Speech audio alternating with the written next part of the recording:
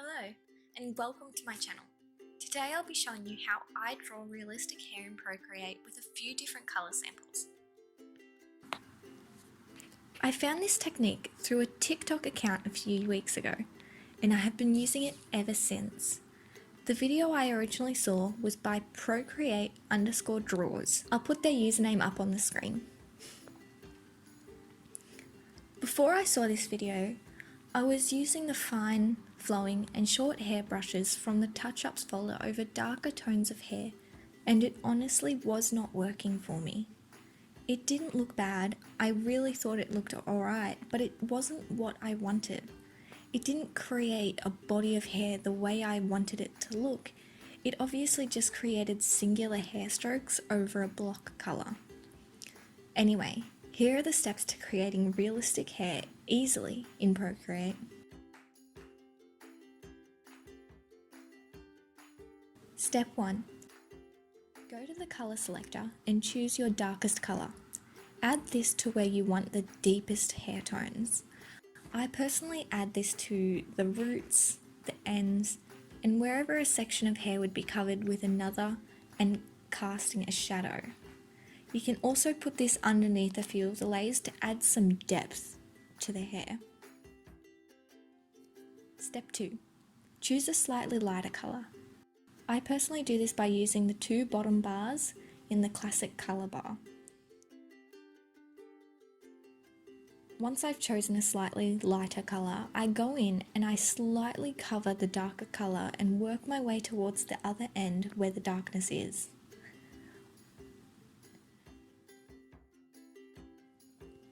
Step 3. Repeat this step until you've used around 4 to 6 colours. I personally think that this is a good amount, as any less and the hair will not have as much dimension, and any more there will be a bit too much variation and they will start to blend together more than generating hair-like strokes.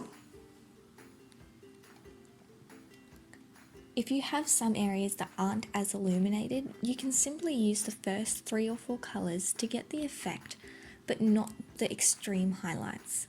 On the other hand, if you have some areas that are more highlighted than others, you can add one more colour on top of these illuminated sections to add that extra vibrance where you need it. You can really pick and choose with this technique. It's all up to how you want the hair.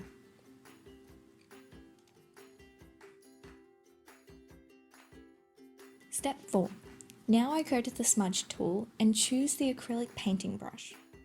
I make the brush fairly big and then go through each section of the hair with back and forth motions, just going up and down, up and down, most of the time not even lifting my pen off the iPad.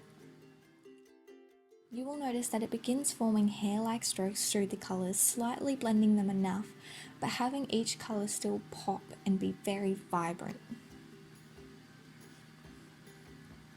Step 5. These next 2 steps aren't in the original video, but I personally think they're really important to creating realistic hair digitally. I like to go over the edges of the hair slightly with the smudge tool because it eliminates that really hard edge and adds some depth and dimension to the hair that a hard outline will not illustrate. Instead of having the hair being stark against your background, it slightly blends it in to make it seem like it's cohesive with the background. This isn't a necessary step, but I personally think it is really effective. Step 6. The final step is to add a new layer and drag it under the hair layer. I then use the small hard airbrush, make it very small and lower the opacity. With this brush, I will start making hair strokes around the edges of the hair, as no one has perfectly neat hair. There are always wispies. You cannot make hair look natural without adding these small strokes. I'll vary the size and opacity of the brush to make it seem even more natural. This is personally one of my favourite parts of hair. I find it so fun to go from something so refined and then add random strokes that just make it so natural.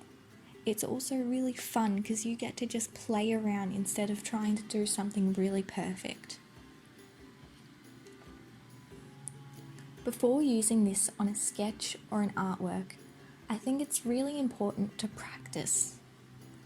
When I first started using the technique, I did steps 1 through 4 on an A4 sized canvas and just coloured in the whole page. Then I switched to doing small studies like this. I think it's a really good way to go about it because it allows you to practice and develop a sense of what colours work together and what colours don't, and the technique that you have to do before trying them in an actual artwork. Also, once you've completed a variety of them, you can actually save them in a folder and use these as colour palettes for future artworks, as you'll have a variety of hair colours that you know work. Then you can go back and use these palettes when you're doing artworks. It is important to note that this is not the only way to do hair. And if you don't want extremely realistic hair, that is not a bad thing. But if you do intend to create even semi to fully realistic portraits, hair is a really important factor, and sometimes it takes time to truly understand how it works. I don't even fully know how it works, and I struggle from time to time. Like all other art forms and techniques, it takes practice. But by doing these small studies and doing it again and again, you will get better and maybe even modify it like I have to better suit your needs. Practicing and developing a way to draw realistic hair is integral to portraiture. Your skin can be stunning, your eyes can be perfect, your fabric can be beautiful. But if your hair isn't also realistic, your composition and your overall artwork will look disjointed and unfinished. Unless this is what you're going for, I highly suggest that you try this technique and see if it works for you. I've had this happen to myself many times, and I've often given up on the hair just because it's been difficult, but there are ways of simplifying it. Creating an artwork that is realistic doesn't mean it has to be difficult. At the end here, I decided to show you that this can also be used for fun and vibrant hair colours. This isn't a technique that's used just for traditional and natural hair colours, as I've shown. You can use it to create fun hair looks. Doing this small study has actually prompted me to want to do some portraits with fun hair colours instead of my usual brown or blonde. So keep an eye out on my Instagram so you can see if I can pull it off.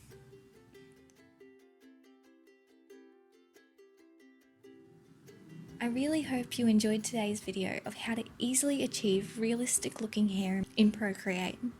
Don't forget to go give the original artist some love on TikTok as well. And if you try this out yourself, be sure to tag me on Instagram so I can see it. I'll leave my username on the screen. If you like this video, please give it a thumbs up and subscribe for more just like this. Have a wonderful day.